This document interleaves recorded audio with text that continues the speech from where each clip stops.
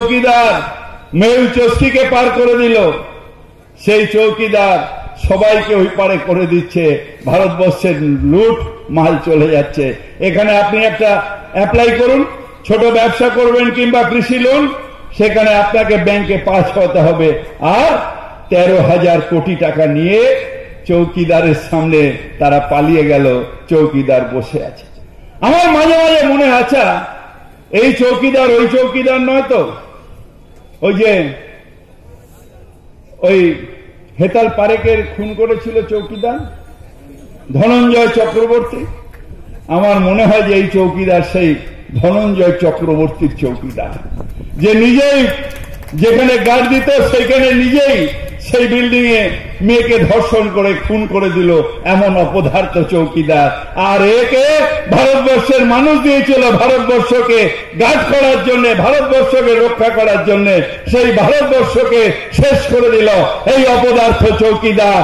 আমরা বলবো চৌকিদার আর না, চৌকিদার আর না, চৌকিদার আর না।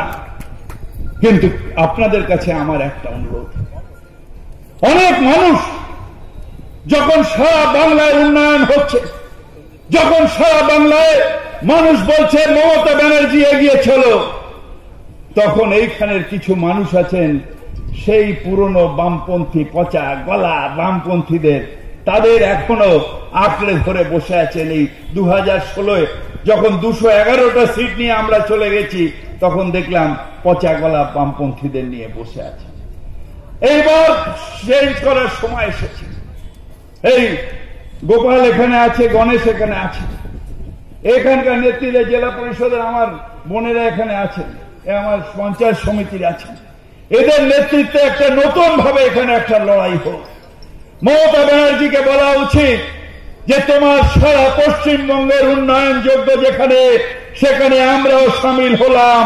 আমাদের উন্নয়নের মধ্যে দিয়ে বাংলায় একটা অংশ হিসেবে রাখুন। তার প্রথম পদক্ষেপ হিসেবে আমরা এখান থেকে বিপুল ভোটে আমাদের প্রার্থী প্রতিমাকে বিপুল ভোটে জয় করলাম। একটা চ্যালেঞ্জ কুলতলির মানুষের কাছে, একটা চ্যালেঞ্জ।